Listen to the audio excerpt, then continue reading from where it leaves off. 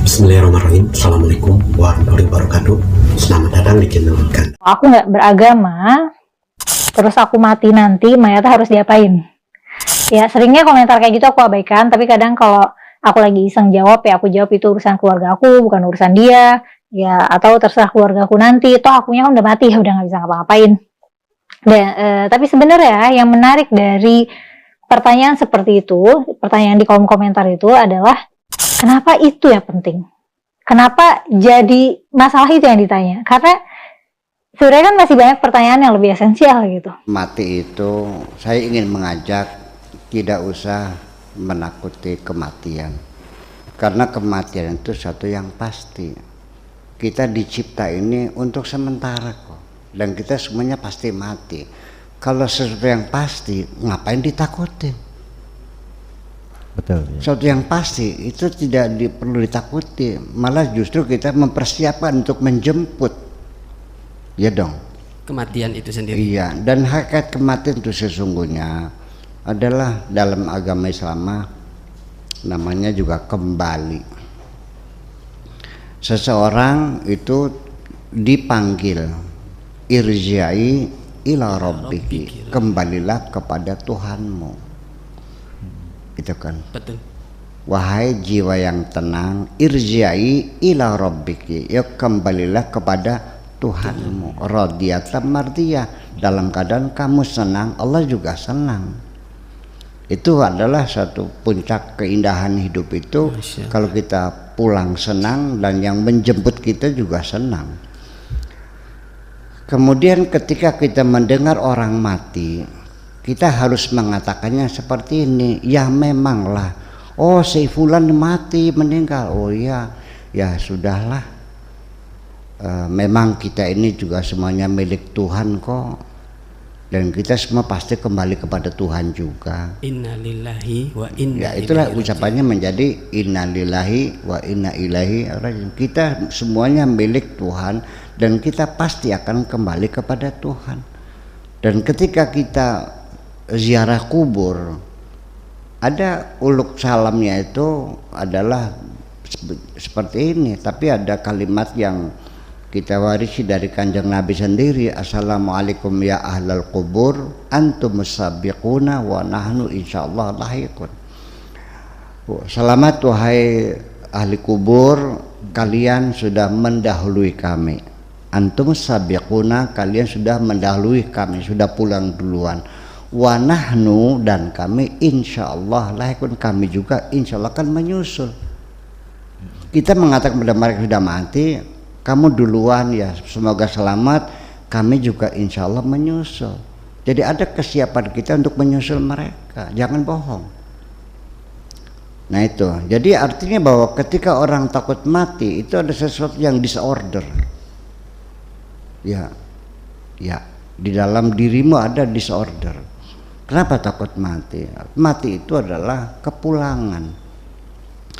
Ketika kita punya saudara jadi TKI di Korea 5 tahun, kita dengar berita dia mau pulang, seneng nggak? Senang Bea.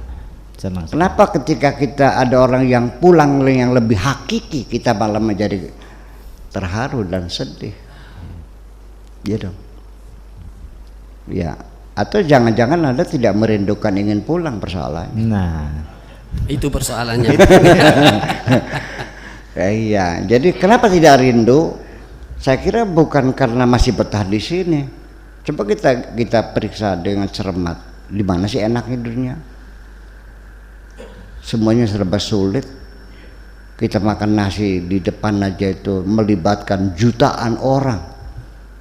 Yang nanamnya berapa, yang pupuknya berapa, yang obatnya berapa, yang numbuknya berapa orang, yang bikin piringnya berapa orang, yang bikin gelas berapa orang, yang bikin airnya, semua sampai ikan nasinya berapa, nelayan yang ke lautnya berapa, yang menggorengnya minyaknya berapa juta orang yang bikin, berjuta-juta orang terlibat memproses makanan di hadapan kita, begitu melelahkan, lalu masih betah juga. Itulah. Jadi artinya minimal ya, maksud saya itu mati sebelum mati itu artinya mati semangatnya, ya artinya kematian semangat, ya dalam bayangkan orang dalam ketakutan, di mana enaknya Orang takut tuh nggak enaknya. Orang yang hatinya sedang dicekam oleh rasa takut, semuanya menjadi tersiksa. Betul tidak? Ya, berpeluk dengan istri juga tersiksa, makan juga nggak bisa menikmatinya, meremang-remang ketakutan. Ya, dan takut itu merupakan satu cobaan Allah yang paling besar. Makanya ketika Allah mengatakan akan kami uji kamu semua, pertama-tama adalah ujian ketakutan. Wala nabluwanakum bisyai'in minal khaufi. Baru wal ju'i wa naqsimil amwali wal anfusi wa thamarati dan sebagainya belakangan. Tapi rasa takut di sini. Orang tidak akan merasakan bagaimana penderitaan orang yang sedang dicekam oleh ketakutan, kecuali orang yang pernah mengalaminya. Ya, nggak ada enaknya, semuanya meremang-remang, bahkan sampai-sampai melihat wajah sendiri juga takut. Masya Allah. Fobia itu udah penyakit. Kalau takut itu real, ada perangsangnya yang kita tangkap dengan indera kita, ada macan, ada ular dan sebagainya, itu tidak lama. Begitu hilang ya udah hilang. Tapi ketakutan mati kapan hilangnya? Yang pasti datang. Betul. Betul. Itu persoalannya. Yang lebih permanen. Udah nggak usah mati. Daripada kita takut lari-lari, sekalipun kita bersembunyi di benteng berlapis baja, kan tetap nama takun yudrikumul mautu walau kuntum fi burjim musyayyada. Kalaupun di benteng tebal, dicor 10 meter tebalnya, tetap tembus. Akan dicekik juga kamu. Tetapi Bu ya, realitanya di masyarakat kita itu rasa takut untuk mati itu sangat tinggi sekali. Sekalipun barangkali pemirsa yang ada di sini bukan takut tetapi merindukan untuk mati, karena ini sebetulnya pergeseran terma saja, jangan mati atau meninggal dunia, tetapi ada kalimat telah berpulang ke rahmatullah, sehingga sahabat kita yang ada di sini bukan lagi takut tetapi merindukan kembali kepada rahmatullah. Seperti itu Bu ya. Tapi satu pertanyaan lagi Bu ya, bagaimana supaya kita berupaya untuk merindukan, bukan takut akan kematian? Ya, persoalannya kan yang kita tanyakan, kenapa Anda takut mati? Padahal mati itu pasti. Ini saja logika nggak nyambung. Sesuatu yang pasti kenapa harus takut sih?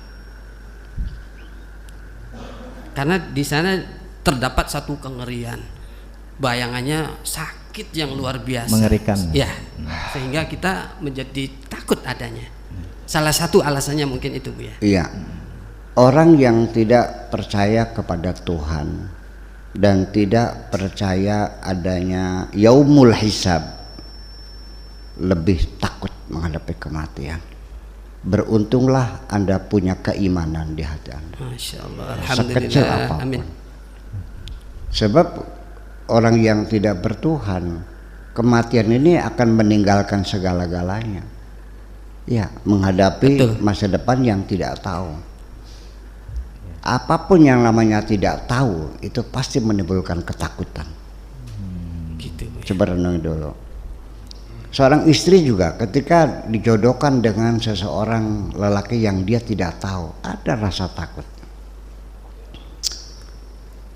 Kita menempati rumah baru juga ada rasa takutnya. Apalagi kita menghadapi alam yang kita tidak tahu sama sekali.